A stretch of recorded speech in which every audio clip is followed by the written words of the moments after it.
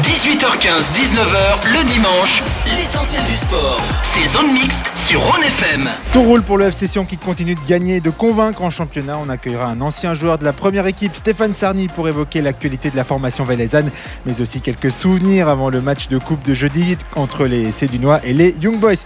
Du foot encore en deuxième partie d'émission avec un focus sur la première ligue. Naters et Montais se sont affrontés ce dimanche pour la reprise.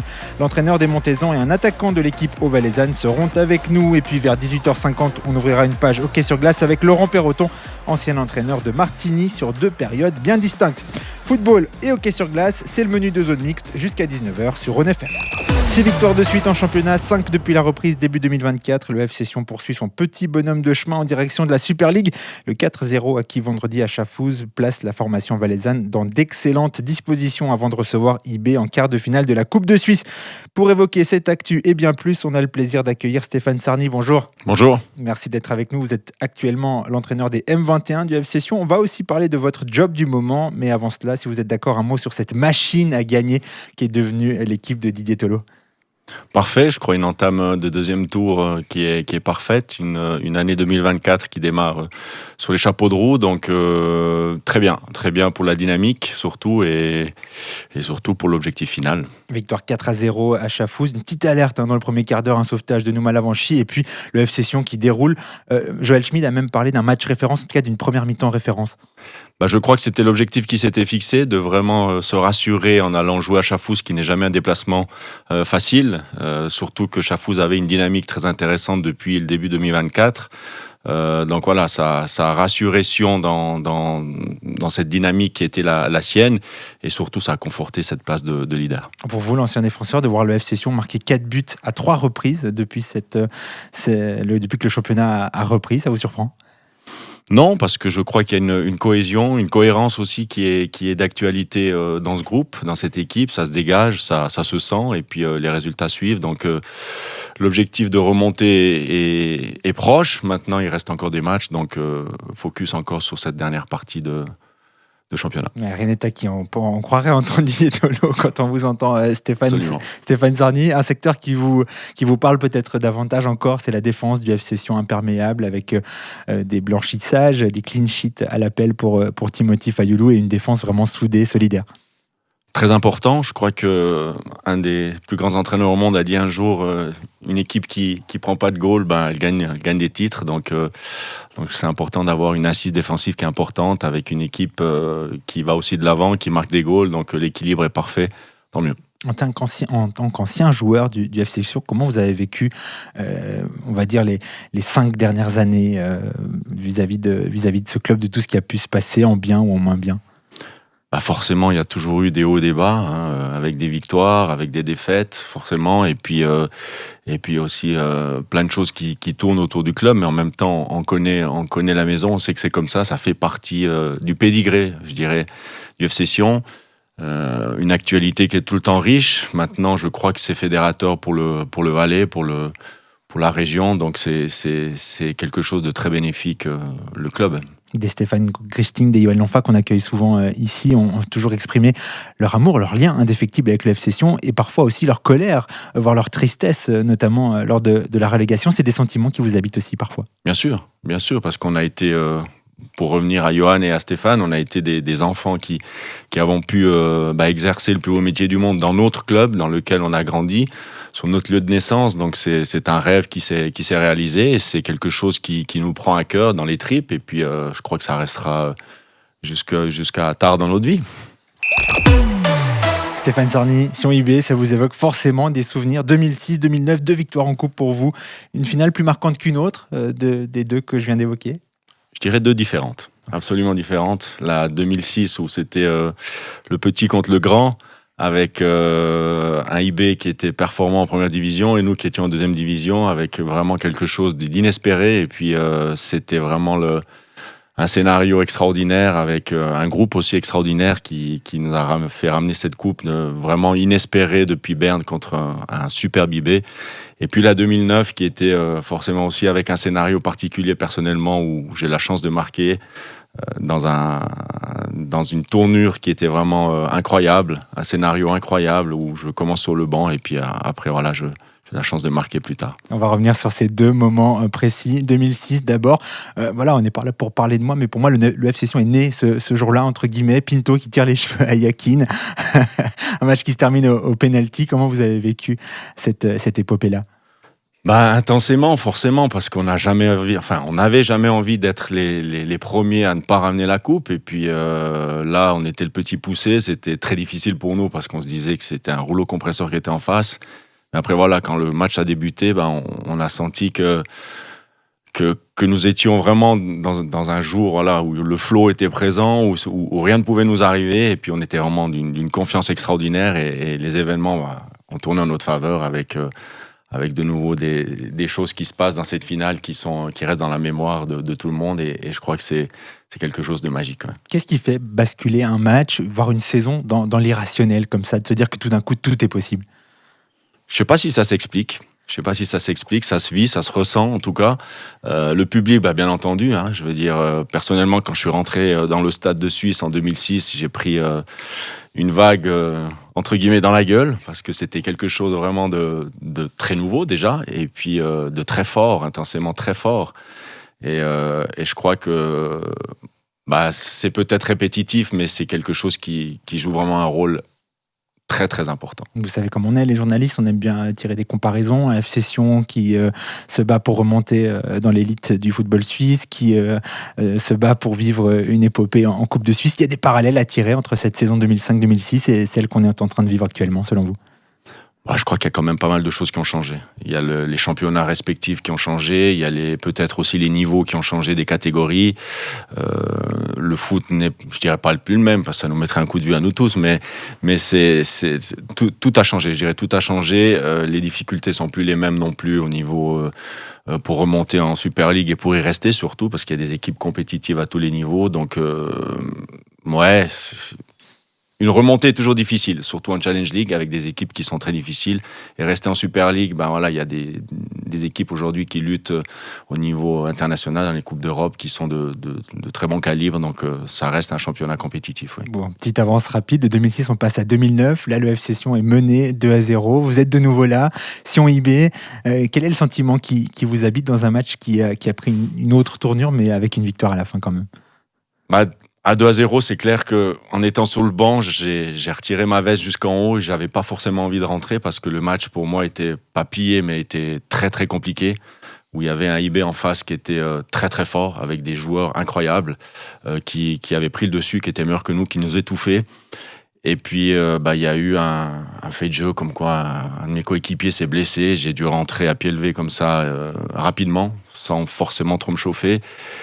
Et puis personnellement, voilà, c'était aussi une revanche que je voulais prendre sur le fait que je débutais pas le match, donc j'étais vraiment dans ma bulle, focalisé sur ce que j'avais à faire, sur ce que nous devions faire aussi, revenir au score. Et puis après la suite, on la connaît, c'est le scénario, c'est Goran qui marque juste avant la mi-temps, c'est IB qui a douté très très très fort à la mi-temps. Et puis après voilà, j'ai la chance de pouvoir marquer assez rapidement aussi, et puis la fin on la connaît, mais c'est vrai, ça s'explique pas, comme j'ai dit tout à l'heure, c'est quelque chose qui se vit parce que c'est vraiment magique. Ouais. Ça s'explique pas, mais c'est quand même très intéressant. Il y a ce moment de bascule, le doute change de camp, et là c'est le FC Sion avec toute l'histoire qui l'accompagne en Coupe de Suisse qui prend vraiment le dessus. Complètement. Je crois que nous, quand on a la chance de marquer juste avant la mi-temps, Goran marque juste avant la mi-temps, et pour nous, ça a été sans aucun doute ce qui nous a encore plus tous fédérés. Goran prend la parole à la mi-temps dans les vestiaires, alors que c'est pas une personne qui est très loquace, parlait très rarement. Et là, il prend la parole en mettant un coup de gueule, et puis ça nous a tellement surpris qu'on était vraiment surmotivés. Et puis je sais, pour en avoir parlé après coup, que dans le vestiaire d'IB, c'était complètement l'inverse. Donc ils sont rentrés dans un doute complet. Et je crois que c'est là que finalement la finale s'est gagnée. Ouais, c'est vraiment une avalanche, voilà, quand le FC Sion est en route pour remporter la coupe, sa coupe. Là, on est encore que, entre guillemets, au stade des quarts de finale. Vous sentez quand même une effervescence là, à l'approche de cette affiche ? Forcément, parce qu'il y a tous ces souvenirs qui remontent, toutes les coupes qui ont été gagnées, les souvenirs remontent, les difficultés aussi pour y accéder dans cette finale, ça remonte aussi, donc plein de souvenirs remontent, et puis il y a l'attente des gens qui est qui se ressent fortement. Et puis voilà, pourquoi pas encore une saison, pouvoir rêver à une finale et la gagner, même que ça reste un parcours encore assez difficile. Ouais. Vous en avez gagné 2, Stéphane Czerny. Ça change une vie de gagner une coupe avec le FC Sion? Ça reste. Les titres restent. Peu importe l'âge, peu importe ce qu'on fait, les titres restent. Et je crois que c'est surtout des souvenirs magiques et puis des choses qu'on a envie de transmettre aussi au jour d'aujourd'hui, que ce soit aux jeunes ou à mes propres enfants qui voilà, quand on évoque ça, au début, ils n'y croyaient pas trop. Et puis après, ils croient et puis ça leur donne des étoiles plein les yeux. Pronostic pour jeudi, exercice périlleux. Joël Schmidt, défenseur du FC Sion, nous a dit à l'issue du match de vendredi remporté à Chafouz, le FC Sion est outsider, mais avec tout ce qui tourne autour de l'histoire de la coupe et du FC Sion, c'est du 50-50. Forcément, au départ, c'est toujours du 50-50, mais il y a une équipe qui doit gagner, c'est IB, parce que voilà, elle est supérieure. Et puis aujourd'hui, elle sort d'un match de Coupe d'Europe contre Sporting. Et puis il y a une équipe de Sion qui peut gagner parce qu'elle a les moyens, elle est chez elle dans son stade et on connaît la coupe. Donc il y a une équipe qui sera certainement plus mobilisée que l'autre, c'est Sion. Un IB qui est peut-être en plein doute. Donc voilà, c'est peut-être au niveau du timing le bon moment pour passer l'épaule face à IB. Ouais. Avec quel scénario, quel score? Je suis pas trop pour parier dans les goals marqués, mais je dirais que l'essentiel c'est vraiment la qualification et surtout faire vivre des émotions au public qui sera présent. Et on verra bien ce qui va se passer jeudi soir avec Christophe Morion, Yves Bourdin aux commentaires. Stéphane Czerny, si vous êtes là, c'est aussi pour parler de la reprise des M21 du FC Sion avec une victoire mercredi en milieu de semaine contre Meyrin, un match nul hier sur le terrain du Grand Saconnet. Comment ça se passe pour vous à la tête de cette équipe réserve du FC Sion? Très bien. Forcément, quand on a une entame de 2024 qui est positive, la dynamique continue, je dirais, parce qu'on a eu un premier tour qui était satisfaisant avec un classement satisfaisant, surtout au sortir d'une première année dans cette catégorie pour des jeunes joueurs qui était compliquée, où il y a eu une phase d'adaptation, de transition. On est plus maintenant dans une saison, je dirais, où on conforte un petit peu le travail qui a été fait lors de cette première saison, où des joueurs se mettent en avant, se fortifient aussi dans cette catégorie qui est difficile. Quand on sort du football des jeunes et qu'on arrive dans un foot d'adulte, c'est difficile, la transition est difficile, peut prendre un peu de temps.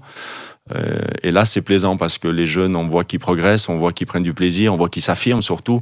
Et c'est quelque chose qui est, nous, formateurs et entraîneurs, et aussi le club, est satisfait de cette saison. Maintenant, il reste des matchs, il reste une deuxième partie de championnat qui est intéressante. C'est serré, il y a de l'adversité, il y a de la concurrence aussi, donc c'est bien. Vous avez utilisé ce mot de formateur, vous voyez vraiment comme ça, c'est aussi important pour vous de pouvoir transmettre?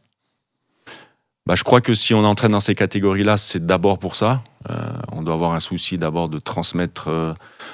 Moi, j'ai eu la chance de vivre plein de choses, de vivre une formation de haut niveau à Sion, d'être professionnel à Sion. Et pour moi, ça a toujours été omniprésent, même quand je jouais, de pouvoir transmettre ce que j'ai acquis au fil de toutes les années, que ce soit à Sion ou même dans d'autres clubs. Et transmettre, c'est aussi un métier, c'est une passion aussi, et il faut être d'accord de le faire. Ça prend du temps, bien entendu, ça demande beaucoup de réflexion aussi, mais c'est quelque chose de très plaisant parce que les jeunes adhèrent, les jeunes entre guillemets ont la dalle, donc il faut leur donner à quelque part à manger, et puis c'est plaisant, c'est revalorisant aussi pour eux, parce que je crois que d'être dans des championnats où il y a peut-être parfois d'anciens joueurs pros qui jouent, et se frotter à d'anciens joueurs pros ou des joueurs qui ont une certaine bouteille, c'est revalorisant pour eux. Vous êtes aussi l'emblème de ce foot intermédiaire, sous le FC Sion, avec Montet et Naters qu'on accueillera dans quelques minutes. C'est ce premier pas vers l'élite, mais on n'y est pas encore. On perd aussi des jeunes qui partent dans les universités, c'est commun à d'autres sports. Comment se porte cette relève valaisanne ?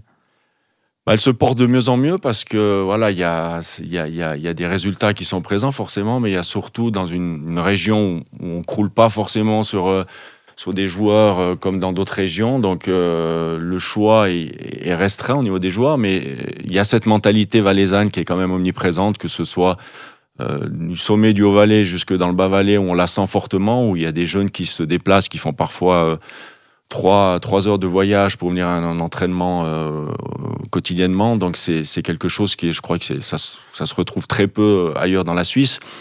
Et pour nous, c'est vraiment plaisant d'avoir, entre guillemets, la crème de ces jeunes. Et puis, on a aussi une responsabilité par rapport à eux de leur rendre quelque chose de cohérent et de consistant, surtout. Il n'y a pas de fâcherie avec Naters, Montet ou Martigny aussi en deuxième Ligue Inter? Non, il y a une concurrence qui est une adversité qui est saine. Ça fait partie du jeu, donc c'est quelque chose de très bénéfique pour les jeunes aussi, parce qu'on a la chance parfois de croiser d'anciens jeunes qui évoluaient chez nous, qui sont à Naters, qui sont à Montet. Et c'est toujours plaisant de pouvoir les saluer, de pouvoir discuter foot ou même d'autres choses et d'avoir des relations qui sont plus que cordiales, voire même amicales parfois. Et c'est quelque chose de vraiment gratifiant. Un dernier mot, Stéphane Sarny, les collaborations avec la première équipe, avec Didier Tolo, que vous connaissez très bien avec son staff. Très bonne. On a la chance de pouvoir se connaître depuis maintenant, presque 20 ans. Ça ne rajeunit pas, mais non, très bonne.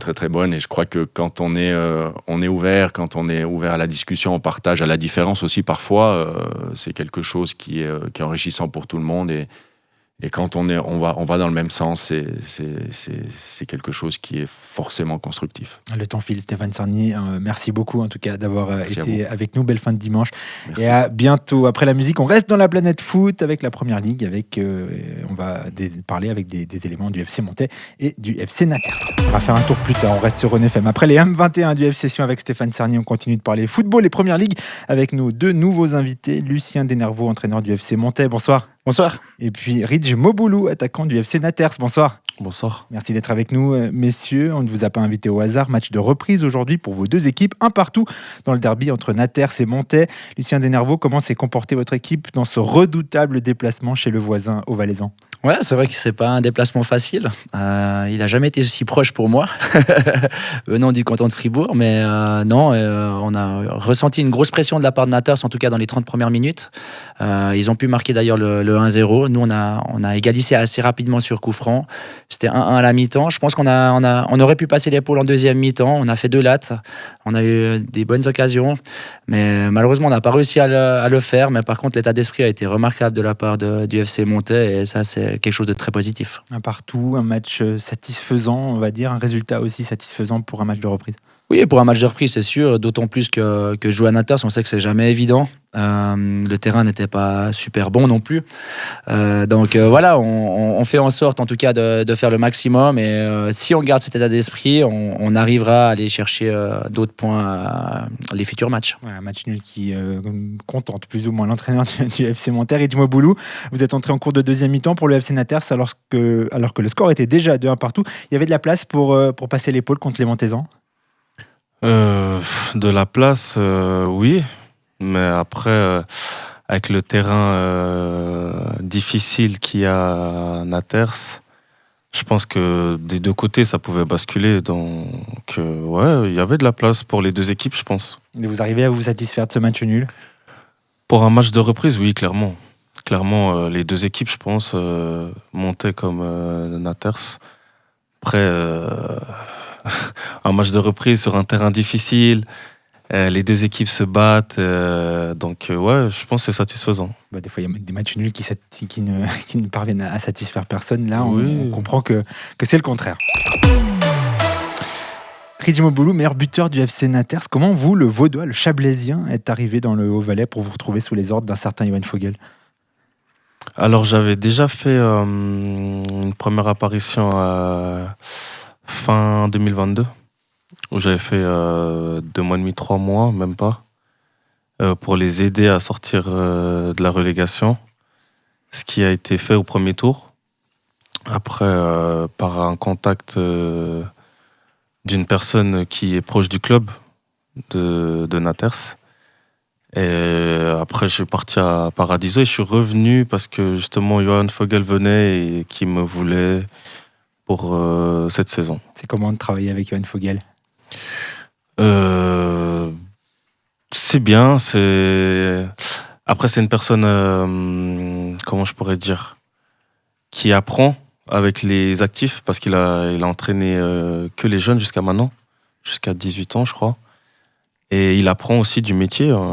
Il a la première fois avec les actifs, donc il doit beaucoup s'adapter aussi à nous. Mais non, ça va. C'est top. Et dis-moi, Boulou, aussi un mot sur votre parcours. Team Vaud, Amérique du Nord, quasiment toutes les équipes vaudoises, Stade Lyonnais, Le Mans, Yverdon, le LS, avec des passages aussi à Arro, à Lucerne, à Paradiso, parce qu'il fallait faire le Tessin, j'imagine, dans ce CV. Comment on explique une telle carrière ? Je pense pas qu'elle s'explique. C'est des choix, des moments clés d'une carrière aussi. Je pense que, comme vous avez dit, j'ai fait l'Amérique. C'est peut-être un choix. Si j'avais fait le choix de rester, je fais pas la même carrière. Et je suis un pigeon voyageur, on va dire. On connaît aussi un petit peu Benjamin Cololi qui a tenté le Japon, Ariane Kabashi qui vient régulièrement ici à Rhône FM, qui est parti en Finlande. C'est des parcours qui s'inspirent peut-être du vôtre. Vous avez, entre guillemets, ouvert la voie pour certaines choses. Vous vous inspirez aussi de ces joueurs qui s'accrochent à ces carrières, quitte à aller très loin pour y parvenir. C'est des collègues contre qui j'ai joué, avec qui j'ai pu grandir aussi, Cololi.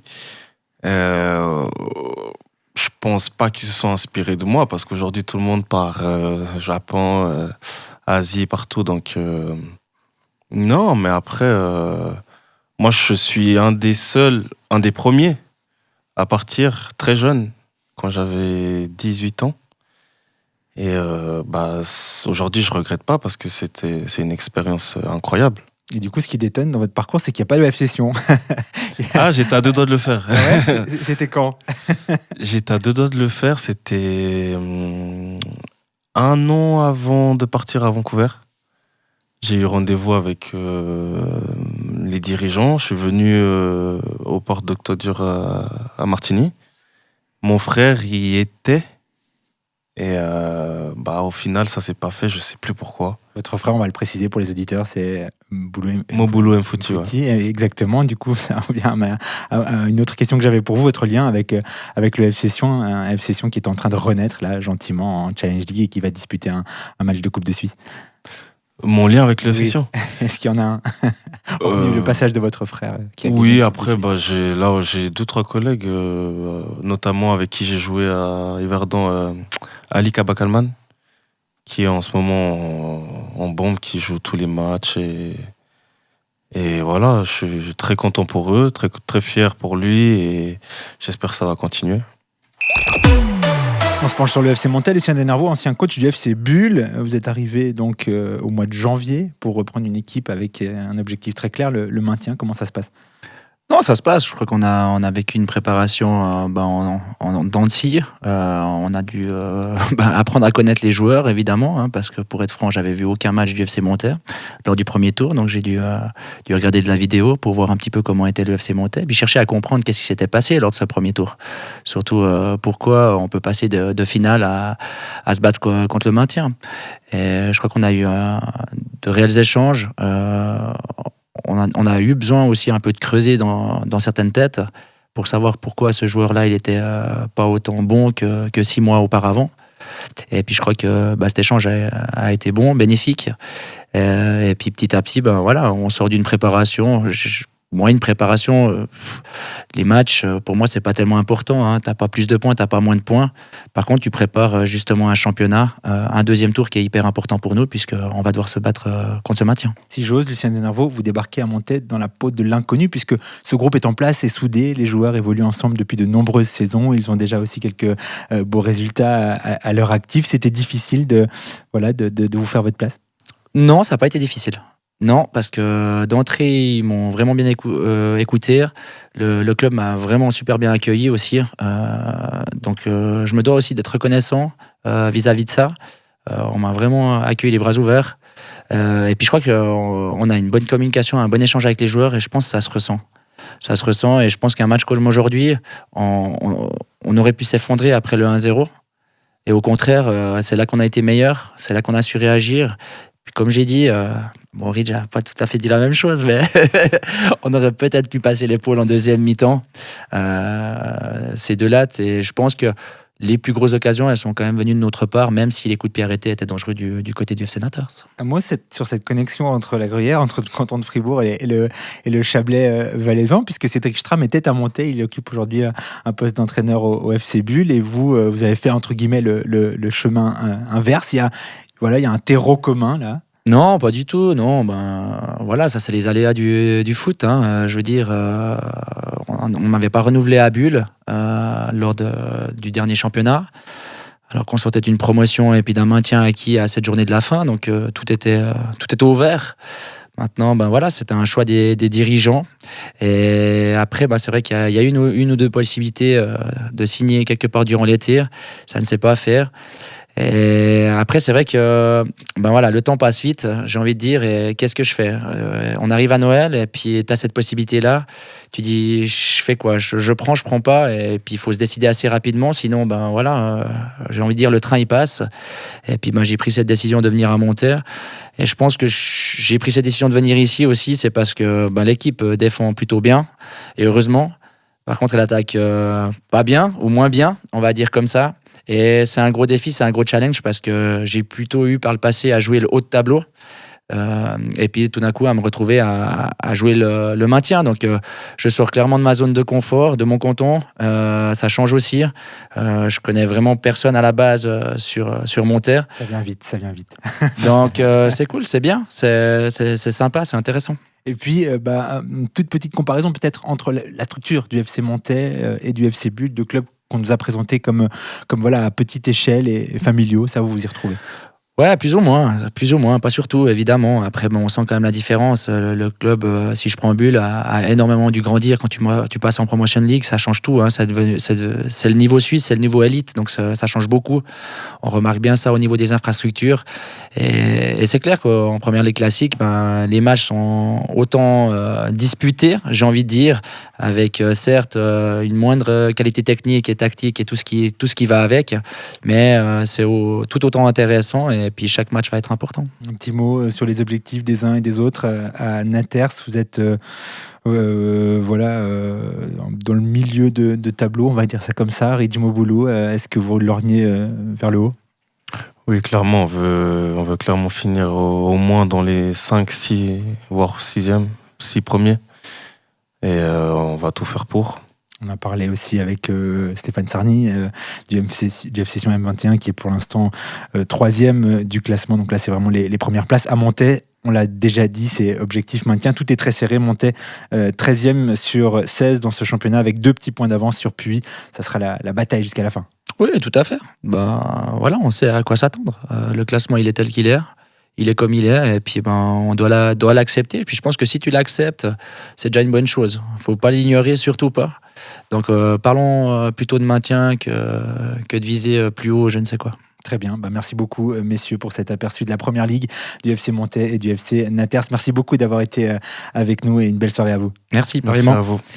Je crois que j'ai tout dit. Rendez-vous également jeudi prochain, vous le savez, Sion IB à Tourbillon, quart de finale de la Coupe de Suisse de football. Merci à Malena pour sa compagnie. Merci à vous toutes et tous de nous avoir suivis. Belle fin de dimanche, comme d'habitude, sur Rhône FM. 18h15, 19h, le dimanche, l'essentiel du sport. C'est Zone Mixte sur Rhône FM.